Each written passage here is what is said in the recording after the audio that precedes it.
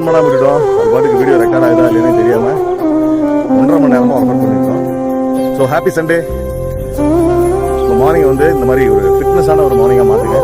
So நாங்களும் இப்போ தான் கொஞ்ச நாளாக கேப்லாம் விட்டு ஸ்டார்ட் பண்ணியிருக்கோம். ஸோ நீங்களும் ஸ்டார்ட் பண்ணுங்க.